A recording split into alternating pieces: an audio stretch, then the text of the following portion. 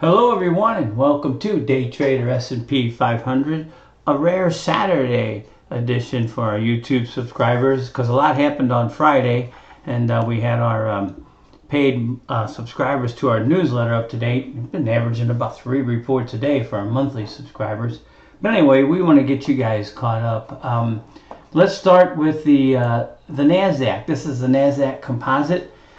I want to show this because there's a July high here. And this index has not yet broken above it. The NASDAQ futures have, the Dow has, the S&P has, and the E-mini futures have. But the NASDAQ is supposed to lead on the way up and lead on the way down, and it's lagging the other indexes.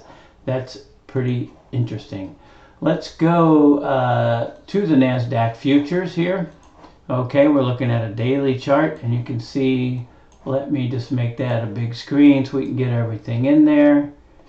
Okay, there we are from the October low. We got a 1, 2, 3, and a 4. We move this to primary wave count. Once this broke above, we have a high target of 16,605, and the NQ futures are nearby, just below there. Okay, so moving right along, let's go to the US 10-year. We always want to look at our rates there. Okay, so let's do that, and let's do that. There we go, and we'll get all this scrunched out in there. There's the wave 1 high from the year 2020, March of 2020 low, which was like 0.3%. Okay, huge move up, and wave 2 down here to the I thought I had the date on, yeah, April 6th. Okay, and we got 5 waves up for a completed pattern. There's one with a circle on it, and you can see the move down is near the Fibonacci 50% retracement. We have a 618 down here at 3.928. We can make that over there. There, that looks a little better. There's a 786 down here at 3.631, but it should stay above this. Well, it doesn't have to. This is wave 2 down, by the way. Let me get, there we go. There's wave 2 down. It should not go below the beginning of wave 1, which is 3.253. Okay, that's the US 10-year. It's this is a good place for it to go, in between the 3 and the 4, right here. Okay, you can see a little spike up there. So we will see if that spike up continues. I want to show you guys something real interesting here. I want to get to the 7th market close report. I think I have it on the end here. Okay, this was Thursday at the market close for our monthly subscribers. Okay, and you can see here we look at the big picture. Okay, but I may just read this almost verbatim because I always say the market's going to make most of the people lose most of their money most of the time. And I ask out loud, in this situation, how can they accomplish that? Okay, this isn't technical analysis. This is me just thinking out loud, okay? Although I throw a technical analysis in it, okay? How can they do it? Here's how. They take the market up to above the December 1st high. This is futures prices. And perhaps the July 27th high. Then pull the rug out from under everyone and take it down hard. This way, they take out the stops above that 12-1 high, December 1st, and possibly that was the price on the July 27th high, 46.3450, to shake out the shorts, then send it down in a big way to take out the longs. If when the July 17th high is taken out, it means the market has made a higher wave B. And that's exactly what happened Friday, okay? So without further ado, let's get into it. Let's start with the S&P weekly. We have a new count with this new high above the 727 high right there, or July 24th in this case, okay? But what we got here is an ABC for a W, an ABC for an X, and a 1, 2, 3, 4, 5 for a Y, okay? And that Y, excuse me, is a 5-wave ending diagonal triangle where you can see wave 4 crosses below the wave 1 high. Okay, let me just draw a line there because these things are really small. There's the wave 1 high right there, and there we go. Whoops. Stick it. There we go. And there's the wave 4. Okay. So we've got a flat NE3, and then a triangle. That's a perfect a double 3, if you will, with a W, an X, and a Y to complete the larger wave B. Remember, we said if we get a higher high, it just means the B is higher. Of course, the make or break is the 48.18 high over here. Okay, that's the weekly. I think we can go right to the ES on the daily here. Okay, there you see the same. Okay, these aren't quite as big because I used the Trading Views thing, but I'll get into this here. Okay, we've got that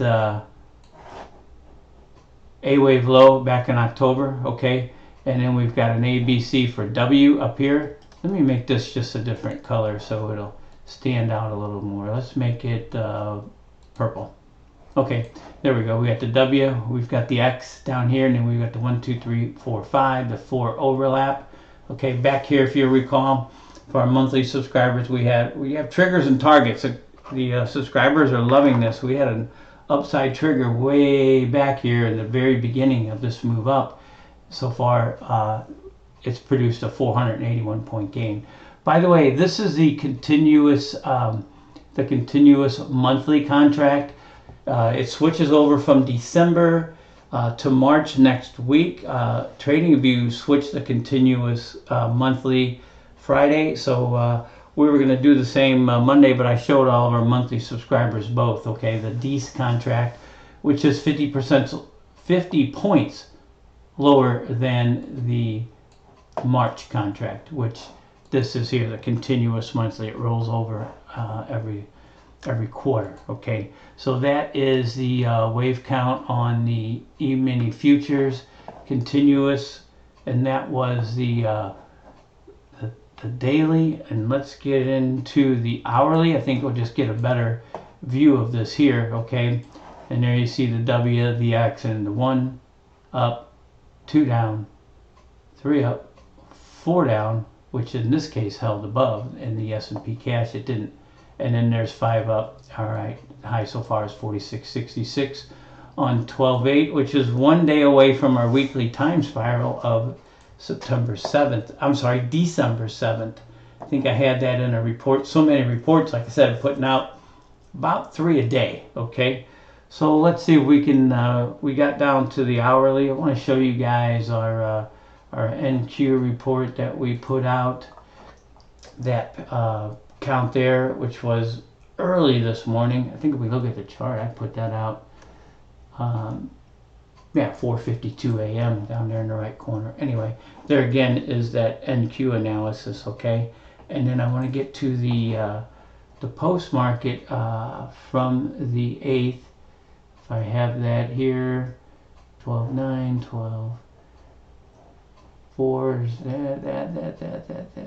Let's see, the interim report we put out early this morning to our annual subscribers. You can see here's the S&P cash, the daily bar. Okay, we had that time spiral on the 7th. That was a weekly time spiral.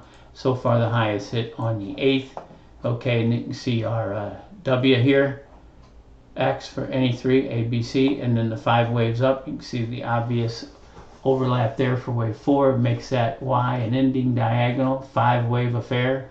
You can see we got a couple higher targets there in the S&P cash for the 1.414 and the 1.618. This thing looks like it's complete or nearly so. There's 6 open gaps. If you recall, there were 8, but in the last couple days this week they closed them. Okay, and then they took it up higher. Again, they're going to make most of the people lose most of their money most of the time. So if you think like that, you might stay ahead of the game. There we reiterated that most of the people lose most of their money most of the time. And then take the market above the 12/1 high. That was achieved. The updates are in red here. Okay, and perhaps the July 27th high achieved. Okay, then pull the rug out from everyone and take it down hard. Hasn't happened yet, but the taking out the highs just happened trading terms a few hours ago, like maybe 1 or 2. Okay, so we'll see how this goes, and if they go ahead and take this thing down hard. Okay, here's where we had the Fibonacci turn date. All right, it was the week of the 7th, and we put this out before that. The previous high was 12.1, which had a slippage of 1 day on a weekly basis. Okay, but then again, it made that higher high, which we were expecting on 12.8, which we wanted it to do to keep that weekly spiral perfect. I don't think I have it in front of me, but that goes back to, I think, March of 21, that weekly spiral. Okay, so that's what we're looking at. WXY correction, a double 3, if you will. And let's leave you guys. Let's leave you guys with this. It's right here. This has the big picture, I believe. And this is the daily, you know, from that October 2022 low.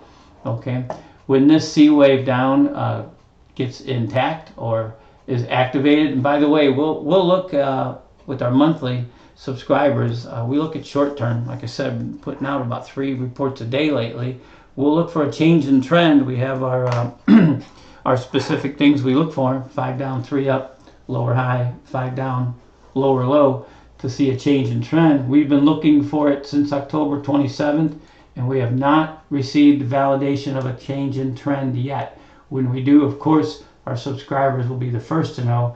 But once we get one, excuse me, that'll signify that B is over, B up is over, and C down is in play. And at that time, these gaps will be closed, and C will go down at least to the A wave high to make a double bottom and A down, B up, C down, a normal retracement in a bull market. Okay, that's it for this Saturday morning edition. Until next time, take care, everyone.